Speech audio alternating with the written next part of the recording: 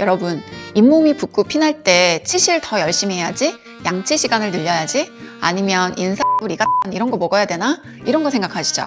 근데요, 잇몸은 치아보다 회복이 훨씬 느린 조직이라서 몸속의 영양 밸런스가 무너져 있으면 치과 치료를 해도 쉽게 재발합니다. 그리고 한번 망가지면 재생이 잘 안 되잖아요. 오늘은 인사보다 더 잇몸 건강에 도움이 되는 8가지 영양 성분, 그리고 각 성분이 어떤 점에서 서로 다르게 도움이 되는지 완전 쉽게 설명해 드릴게요. 코엔자임 Q10 한번 들어보셨죠? 사실 코엔자임 Q10은 혈압 강화나 고지혈증약을 드시는 분들이 보충하는 영양소로 알려져 있죠. 그런데 제가 보니까 외국에서는 잇몸 때문에 먹기도 하고 바르기도 하더라고요. 잇몸 세포는 상처가 나면 엄청난 에너지를 쓰죠. 그래서 스케일링이나 치면 헐떡술이라고 잇몸 안쪽에 치면이나 염증을 긁어내는 치료를 한 후에 코엔자임 Q10을 섭취를 했더니 안 먹은 그룹에 비해서 염증이 감소했다는 결과가 있었어요. 그래서 잇몸 염증 치료 후나 평소에 잇몸이 잘 붓는 분들이 드시면 도움이 돼요. 다시 말해서 잇몸 재생 에너지를 준다라고 생각하시면 될 것 같아요. 특히 치주염이 있는 흡연자들에게 치과 치료 후에 도움이 된다고 합니다. 담배가 몸에도 안 좋지만 잇몸 염증 유발을 진짜 많이 하거든요. 그 다음은 비타민 C인데요. 잇몸을 구성하는 콜라겐의 재료입니다. 잇몸은 사실 거의 콜라겐 조직이거든요. 비타민 C가 부족하면 콜라겐 재생이 안 돼서 양치만 해도 피가 나요.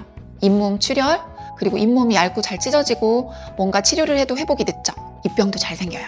비타민 C는 잇몸 조직을 만드는 재료 공급을 담당하고 있지만 또한 강력한 항산화제로 염증을 억제하는 역할도 하기 때문에 전반적인 건강관리 개념으로 드시면 좋아요. 자, 다음은 강황 추출물인 커큐민인데요. 커큐민은 과도한 염증 신호를 조절을 해서 잇몸의 불금이나 열감이나 붓기를 빠르게 가라앉히는 역할이 있어요. 한마디로 염증 억제에 탁월한 팔방미인 영양소죠.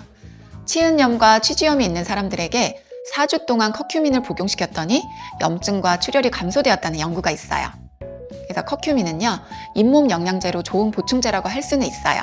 잇몸이 쉽게 붓는 사람, 그리고 잇몸 주변이 좀 뜨겁고 욱신거리는 느낌이 있으신 분들, 그리고 치주염 초기인 분들에게는 잇몸 염증의 화재 진압 담당을 한다고 할 수가 있죠. 이게 또 공부를 해보니까 흡수율이 좀 낮대요. 그래서 커큐민을 고르실 때는 약사에게 흡수율이 좀 좋은 거, 생체 이용률을 개선한 원료인지 체크해야 된다고 되어 있더라고요. 자, 베타시토스테롤. 이름이 저도 입에 붙진 않는데요. 식물성 스테롤의 한 종류예요. 이 성분은 여러분이 알고 있는 인사의 성분이에요. 면역계가 과도하게 반응하는 걸 조절을 하는데 염증이 일어나는 걸 억제하는 거죠. 잇몸은 단순 세균 문제만이 아니라 면역이 과반응해서 염증이 계속되는 경우가 많아요. 그래서 베타시토스테롤은 이 면역 반응을 부드럽게 조절을 해서 과민한 면역을 안정시키는 조절 담당이라고 해요. 그런데 치아 상태가 안 좋아서 염증이 나는 걸 억지로 눌러버리면요, 오히려 염증이 있는 거를 몰라서 염증을 악화시키는 경우가 있으니까 이 약은 치료를 받으면서 써야지, 안 그러면 오히려 위험할 수 있어서 조심하셔야 돼요. 그냥 잇몸이 아프면 잇몸약 이렇게 쓰시면 안 된다는 거 여러분 꼭 기억하셔야 돼요. 그 다음은 칼슘, 마그네슘, 비타민 K2 복합제인데요. 잇몸은 잇몸만 관리하면 끝이 아니고 치아를 잡고 있는 치조골이 건강해야지 염증이 재발하지 않습니다. 칼슘은 뼈의 기본 재료죠. 마그네슘은 칼슘 흡수를 조절을 해줘요. K2는요, 칼슘을 잇몸뼈에 정확히 보내주는 안내자 역할을 합니다.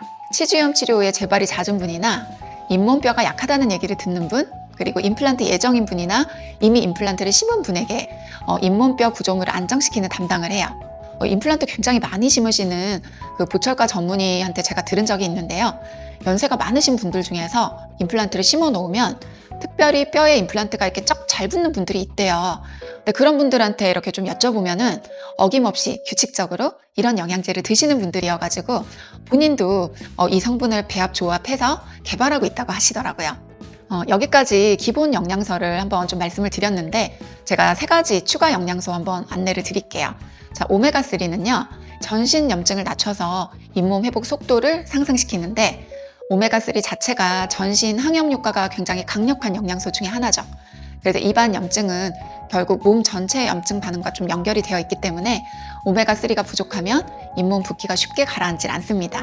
그래서 잇몸이 자주 붓고 열감이 있는 분, 그리고 치주염에 어떤 가족력이 있으신 분들, 그리고 잇몸이 많이 욱신거리는 분들, 이 성분은 잇몸이 아니라 전신 염증을 낮춰서 잇몸을 도와주는 담당을 합니다.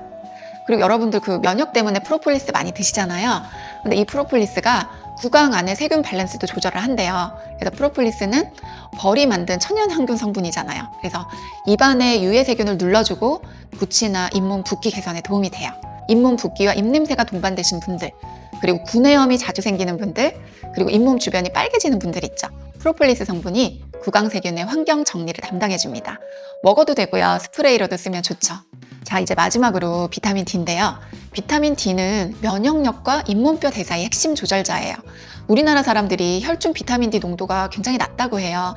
그래서 이 성분을 주사로도 많이 맞죠.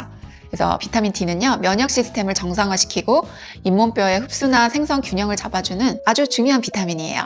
비타민 D가 부족하면 잇몸 염증이 오래가고 또 잇몸뼈도 쉽게 약해집니다. 잇몸이 잘 낫지 않는 분들, 또 치조염이 반복되는 분들, 뼈가 약하다는 진단을 받은 분들 드셔야 돼요. 면역이나 뼈 대사 이 두 가지를 동시에 관리하는 핵심 조절 담당자라고 생각하시면 될 것 같아요.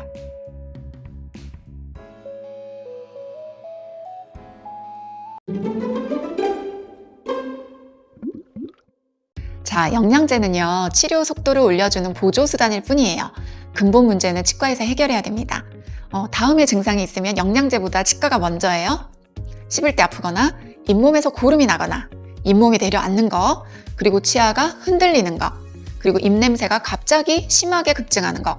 이런 경우에는 반드시 치과가 먼저입니다. 그리고 여러분 잊지 마세요. 영양제는 잇몸 회복을 도와주는 보조수단인데요. 치과 검진과 정확한 치료가 언제나 우선입니다. 저는 여러분이 헷갈리지 않도록 검증된 정보만 전달을 하고요. 스스로 건강을 지킬 수 있게 돕는 치과의사가 되고 싶어요. 치료는 제가 책임지고 여러분의 선택은 제가 도와드릴게요. 오늘 알려드린 성분 중에서 본인의 잇몸 상태에 맞는 조합을 한번 골라보시면 잇몸 회복 속도가 정말 빨라져요. 도움되셨다면 좋아요와 구독 부탁드리고 댓글에 본인이 하는 잇몸을 위한 노력을 알려주시면 다른 분들에게도 도움이 될 것 같아요. 잇몸 고민이 있으시다면 댓글로 알려주세요. 여러분, 오늘도 건강한 치아 생활 하세요. 여기까지 치아쌤이었습니다. 감사합니다.